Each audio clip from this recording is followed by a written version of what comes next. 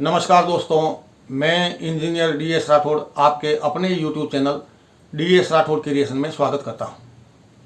आओ ज्योतिष सीखें इस सीरीज़ का आज ये 24वां एपिसोड है और आज के इस एपिसोड में हम जानेंगे गोचर फल के बारे में। गोचर शब्द दो चीज़ों से बना है, एक गो व दूसरा चर। गो का अर्थ होता है तारा यानी नक्षत्र या ग्रह और चर का मतलब होता है चलना। इस तरह से गोचर का मतलब हुआ ग्रहों का चलना, यानी ग्रहों का एक राशि से दूसरी राशि में जाना ही गोचर कहलाता है। ज्योतिष की नज़र में सूर्य से लेकर राहु केतु सभी ग्रहों की अपनी अपनी गति है और इसी अलग अलग गति के कारण सभी ग्रह पूरी राशि चक्र में घमन करने में अपना अलग अलग समय लेते हैं। 9 ग्रहों में चंद्रमा का गोचर सबसे कम अवधि का होता है क्योंकि चंद्रमा की गति तेज है, जबकि शनि का गोचर सबसे अधिक समय का होता है क्योंकि शनि की गति सबसे मंद यानी धीमी है। सूर्य, शुक्र व बुध का गोचर लगभग 1 महीने का होता है, जबकि चंद्रमा का गोचर 2.25 दिन का होता है। मंगल का गोचर 57 दिन का होता है यानी लगभग 1.5 महीने का। गुरु का गोचर 1 वर्ष का, राहु व केतु का 1.5 वर्ष का व शनि का गोचर 2.5 साल का होता है। दशा के अलावा किसी भी घटना का सही समय पता लगाने के लिए एक और तरीका है जिसका नाम है गोचर।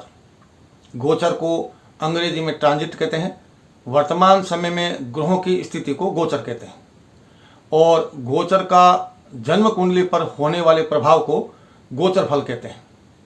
मान लीजिए कि कोई जातक मिथुन लग्न व कर्क राशि का है और जैसा कि इस समय सूर्य गोचर में तुला राशि में संचरण कर रहे हैं, तब ज्योतिष की भाषा में हम ये कहेंगे कि सूर्य मिथुन लग्न से 5वें व कर्क राशि से 4थे गोचर कर रहे हैं, क्योंकि तुला राशि मिथुन से 5वीं व कर्क राशि से 4थी है।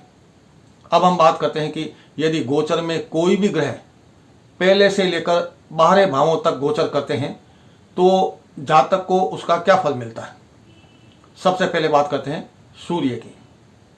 सूर्य जन्मकालीन राशि से 3रा, 6ठा, 10वां व 11वें भाव में गोचर करे तो जातक को शुभ फल देता है।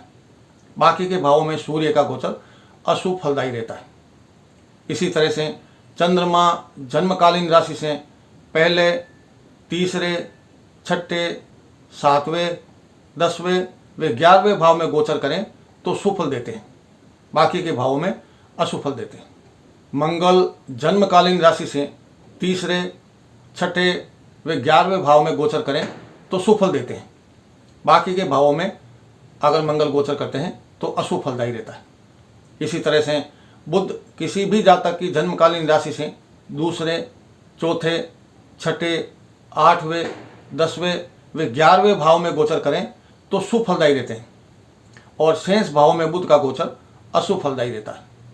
अब बात करते हैं गुरु के गोचर की। गुरु ग्रह किसी भी जातक की जन्मकालीन राशि से 2रे, 5वें, 7वें, 9वें और 11वें भाव में गोचर करें तो जातक के लिए शुभ फलदायी रहते हैं और शेष भावों में गुरु का गोचर अशुभ फलदायी रहता है।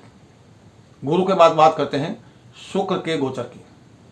शुक्र ग्रह जन्मकालीन राशि से पहले, 2रे, 3रे, 4थे, 5वें, 8वें, 9वें, 11वें व 12वें भाव में गोचर करें तो शुभ फल देते हैं और शेष भाव 6ठे, 7वें व 10वें भाव में शुक्र का गोचर अशुभ फलदायी रहता है।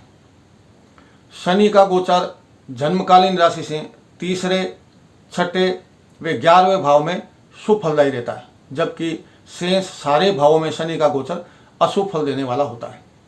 अब बात करते हैं राहु के गोचर की। राहु जन्मकालीन राशि से 3रे, 6ठे व 11वें भाव में अगर गोचर करते हैं तो जातक के लिए शुभ फलदायी रहते हैं व बाकी के भावों में राहु का गोचर है वो अशुभ फलदायी रहता है।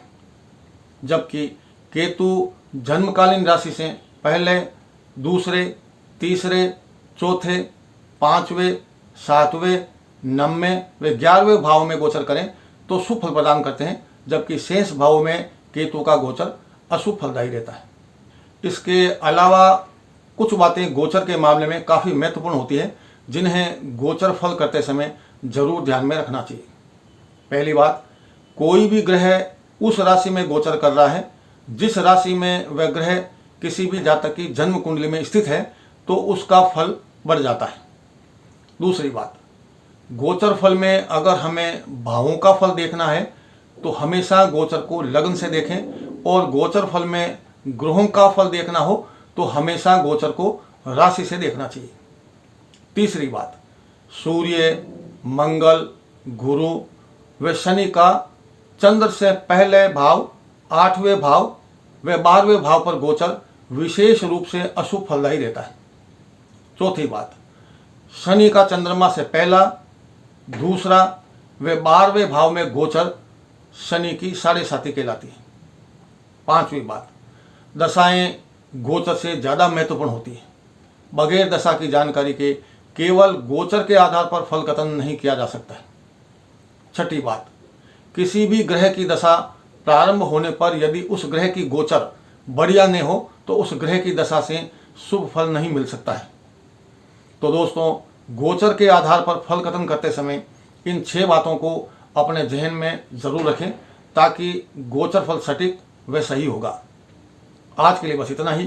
दर्शकों, आपसे विदा लूँ उससे पहले हमेशा की तरह एक ज़रूरी बात, अपने माता पिता व बड़ों का आदर करना नहीं भूलें और अपने वतन व अपनी मातृभूमि के प्रति हमेशा वफादार रहें। और आखिरी व ज़रूरी बात, किसी भी प्राणी से उसके जीने का हक न छीनें, यानी शुद्ध शाकाहारी बने रहिए। अपने दोस्त इंजीनियर DS राठौड़ को इजाज़त दीजिए। मिलते हैं अगले एपिसोड में ऐसी ही किसी रोचक व उपयोगी जानकारी के साथ। तब तक के लिए नमस्कार, जय हिंद, वंदे मातरम।